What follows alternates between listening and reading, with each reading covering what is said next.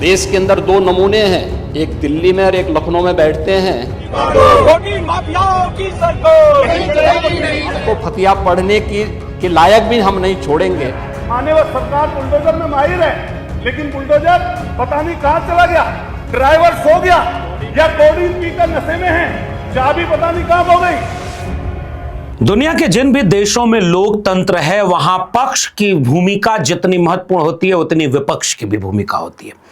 जनता सत्ता जिसको सौंपती है उससे ये उम्मीद करती है कि वो जनता के हित में फैसले लेगी, लेकिन जिसे विपक्ष में रखती है उसे भी जनता का समर्थन हासिल होता है। लेकिन कभी भी आपने देखा है कि दुनिया में सत्ता पक्ष में बैठने वाले नेता ने अपने विपक्ष के नेताओं के लिए अपमानजनक शब्दों का प्रयोग किया हो?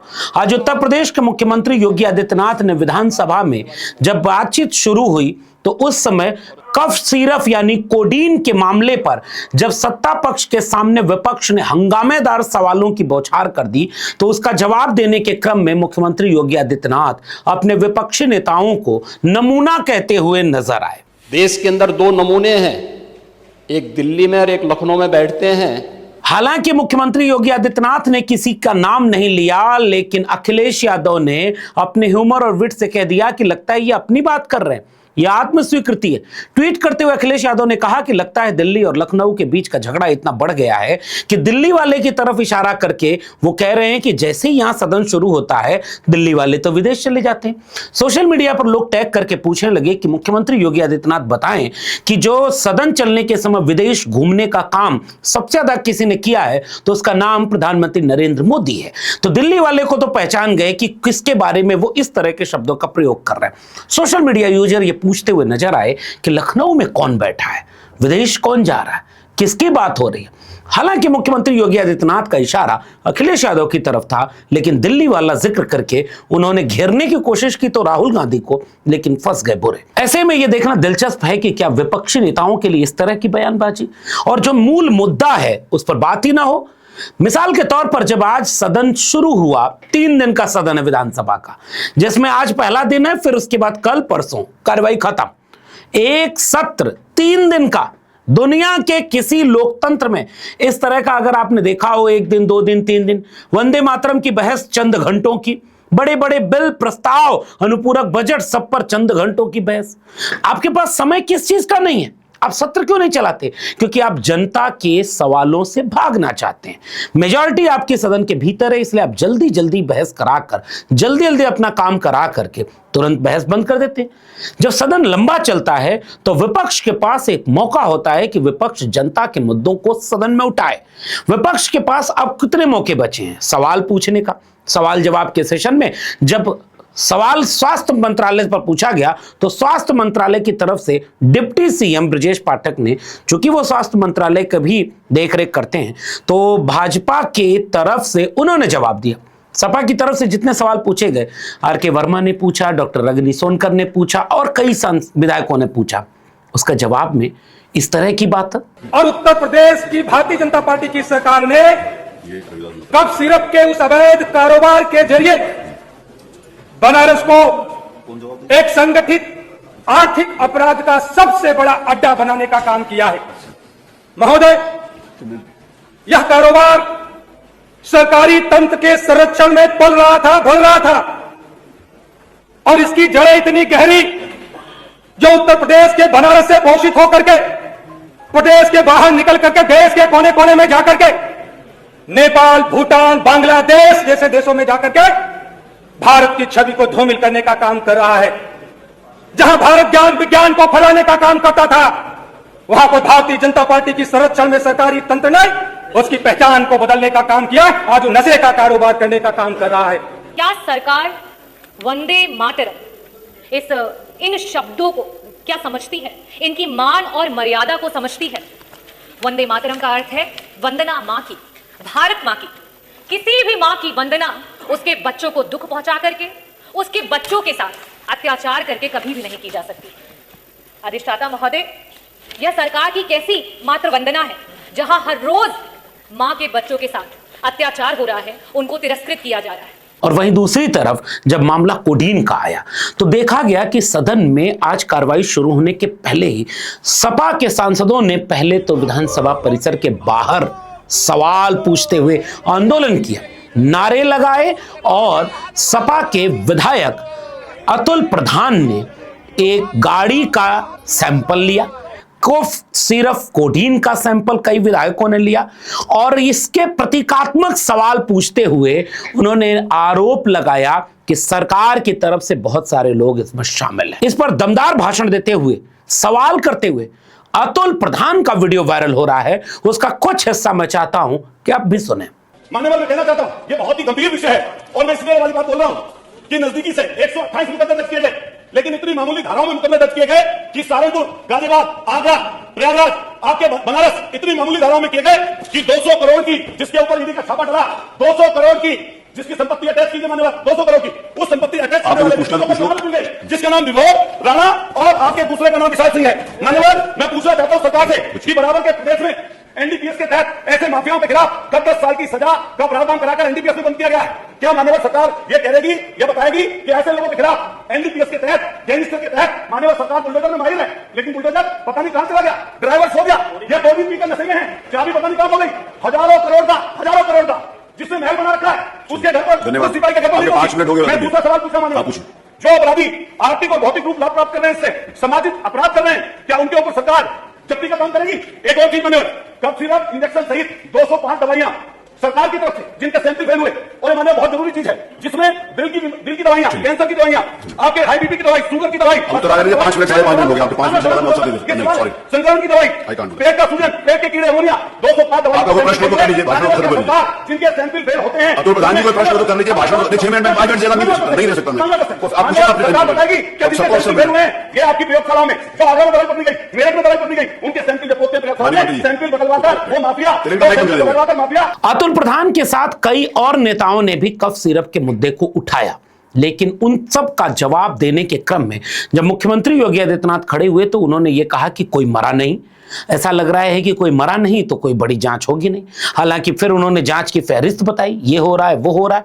व्यंग करते हुए मुख्यमंत्री योगी आदित्यनाथ ने कहा कि ये आखिरी तक जांच जाएगी तो कोई ना कोई सपा का निकलेगा। फिर अखिलेश यादव के पुराने भाषण को याद करते हुए, उनके स्टैंड को याद करते हुए सत्ता पक्ष के सामने विपक्ष के नेताओं ने कहा कि ऐसा तो आप झूठ बोल रहे हैं। जिन लोगों का फोटो भाजपा के निकटतम लोगों के साथ है उन पर क्या कार्रवाई हुई, और एक आध फोटो अगर उनके साथ है तो यही बात जब मुख्यमंत्री योगी आदित्यनाथ बोल रहे थे तो सामने से किसी ने बोला, तो उन्होंने कहा कि मेरे साथ हो वो बात अलग है, लेकिन ये लग रहा है कुछ दे रहे हैं। तो फातिहा पढ़ने से लेकर के बुलडोजर चलेगा तो फिर रोना मत, इस तरह के शब्दों का प्रयोग करके योगी आदित्यनाथ ने जवाब देने की कोशिश की। क्योंकि जब सरकार की कार्रवाई अपने अंतिम उस तक जाएगी तो आप में से बहुत सारे लोग फतिया पढ़ने के लिए जाएंगे वहां, तो आपको फतिया पढ़ने की लायक भी हम नहीं छोड़ेंगे, तब तक ऐसी कार्रवाई हम कर देंगे। योगी आदित्यनाथ को सुनने के बाद क्या आपको जवाब मिल गया कि हजारों करोड़ रुपए के कफ सिरप का मामला किसका है, कौन इसमें किसका आरोपी है? जिस जौनपुर के बाहुबली सांसद ने सार्वजनिक चैनलों पर यह कहते हुए और बड़े गौरव के साथ कहते हुए, हाँ वो मेरा छोटा भाई, हाँ वो मेरा छोटा भाई, वही छोटा भाई जिसकी फोटो, जिसका लिंक इस पूरी तस्करी के मेन व्यक्ति से जुड़ रहे थे, उस पर क्या कार्रवाई हुई? इंतजार किया जा रहा था कि वो उनका किसके साथ, अखिलेश यादव के साथ फोटो निकले, कई हफ्ते लगे इसमें। अगर जिस समय जौनपुर के माफिया के साथ उस व्यक्ति की फोटो निकली शुरुआत में ही, उसी समय उसकी रील्स, उसकी फोटोज जितनी मिली है उनमें से 1% भी अगर अखिलेश यादव के साथ मिली होती तो अब तक क्या होता, बुलडोजर चलता कि नहीं? लेकिन वो किसी और के मिली थी तो उसके नाम पर अभी तक कोई कार्रवाई नहीं।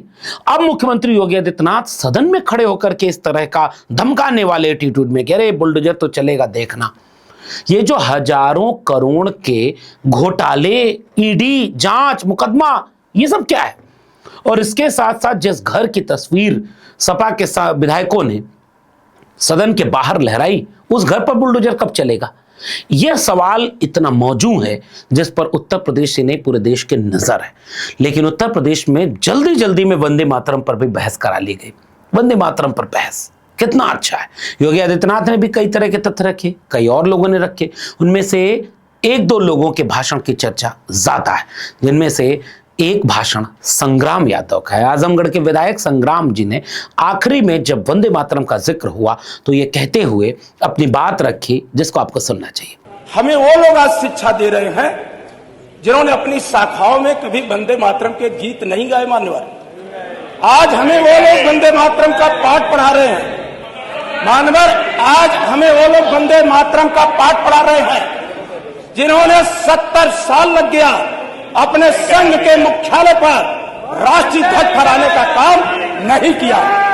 मान्यवर, हमें गोडसे की विचारधारा के लोगों से वंदे मातरम का उपदेश सुनने की हमें कोई आवश्यकता नहीं है। और समाजवादी आंदोलन का इतिहास मान्यवर, आचार्य नरेंद्र देव से लेकर जयप्रकाश नारायण, आप हमें उपदेश देते हो। अंतरराष्ट्रीय स्तर का केंद्र आदरणीय श्री अखिलेश यादव जी ने इसे गोमती नगर के अंदर बनाया था, जिस पर आज आपने ताला लगाने का काम किया है। जयप्रकाश नारायण का इस देश के आजादी के आंदोलन में मान्यवर हजारीबाग को जेल के अंदर फाड़ करके जो इस देश के अंदर जज्बा पैदा करने का काम किया, मान्यवर उनसे अनुसरण करना चाहिए। एक तरफ तो आप अतीत की तरफ जाते हो और दूसरी तरफ अतीत से आप कुछ नहीं सीखते हो। आपके अंदर वंदे मातरम एक दरार पैदा करने के लिए औजार के तौर पर आप प्रस्तुत करते हो। आदरणीय केशव जी बोल रहे थे कि किसको पीड़ा हो रही है। पूरा सदन, मैंने खुद कानून मंत्रालय समिति की बैठक में कहा कि वंदे मातरम पर हफ्ते भर की चर्चा कराइए। पूरा विपक्ष एक स्वर से वंदे मातरम पर चर्चा करने के लिए तैयार है। आखिर एक कौन सी मजबूरी है कि आप चर्चा को 3-4 घंटे में इतने बड़े राष्ट्रीय दस्तावेज पर, जहां 403 माननीय सदस्य वंदे मातरम पर चर्चा में भाग लेना चाहते हैं, आखिर उस पर आप कुछ घंटे में चर्चा को खत्म करना क्यों चाहते हैं। अंत में जाते आते एक और भाषण सुन लीजिए। वंदे मातरम पर ही शिवपाल सिंह यादव ने बताया कि जो खाद न दे पाए, जो महंगाई न रोक पाए, वो भी कौन है। एक छोटा सा टुकड़ा शिवपाल यादव का। आप वंदे मातरम पर चर्चा इसलिए नहीं करा रहे हैं कि आपको गीत से प्रेम है, बल्कि इसलिए करा रहे हैं ताकि जनता आपसे खाद की किल्लत पर सवाल न पूछ सके। सरकार कहती है कि वंदे मातरम स्कूलों में अनिवार्य होगा, अच्छी बात है, लेकिन जिस बच्चे के पेट में रोटी नहीं है, क्या उसके गले में सुर निकलेंगे। सुजलाम सुफलाम का अर्थ होता है अच्छी जल राशि और अच्छी फसल, लेकिन आज उत्तर प्रदेश का किसान डीएपी खाद की बोरी के लिए लाइन में खड़ा है, पुलिस की लाठियां खा रहा है। क्या यही आपका सुफलाम उत्तर प्रदेश है। वंदे मातरम में सस्य श्यामलाम की बात है, यानी हरियाली और खुशहाली, मगर यहाँ तो नौजवानों के भविष्य पर बुलडोजर चल रहा है। भर्ती निकलते ही पेपर लीक हो जाता है, नौजवानों के हाथों में डिग्री है लेकिन रोजगार नहीं है। आजकल एक नया अमृत बाजार में आया है, कोल्ड ड्रिंक। अध्यक्ष जी सुना है कि इस अवैध धंधे के तार बड़े बड़े रसूखदारों से जुड़े हैं। सरकार वंदे मातरम की धुन बजाकर इस कप सिरप को शोर को दबाना चाहती है। देश का सबसे बड़ा सूबा उत्तर प्रदेश लोकतंत्र के लिहाज से कहां खड़ा है, यह मैं आपके विवेक पर छोड़ता हूं। देश के सबसे बड़े सूबे में सबसे गंभीर सवाल खड़े हो जाएं, किसानों नौजवानों के सवाल खड़े हों। चंद रोज पहले जहां छात्रों के आंदोलन चल रहे हों, कल एक आंदोलन असिस्टेंट प्रोफेसर की भर्ती का होने वाला है, जिसके बारे में लोग सोशल मीडिया पर लिख रहे हैं। इतने तरह के आंदोलन छात्रों के मुद्दे पर है। चर्चा कब होगी जब सदन 3 दिन चलेगा? किसानों के मुद्दे पर चर्चा कब हो पाएगी, कितनी हो पाएगी? औपचारिकता के लिहाज से 2-4 सवाल पूछ लिए जाएंगे, 2-4 बात हो जाएगी और 1-2 बार मंत्रियों का जवाब आ जाएगा। उत्तर प्रदेश की सारी समस्याएं उसके बाद खत्म हो जाएंगी। उत्तर प्रदेश में कोई समस्या ही नहीं। और अब कब सिर्फ कोडीन का मामला भी कोई मामला नहीं बचा, क्योंकि मुख्यमंत्री ने तो कह दिया कि सब सपा के हैं। ऐसे में 3 दिन का सत्र किस तरफ इशारा कर रहा है और किस तरफ ये पूरे देश को ले जाना चाहते हैं।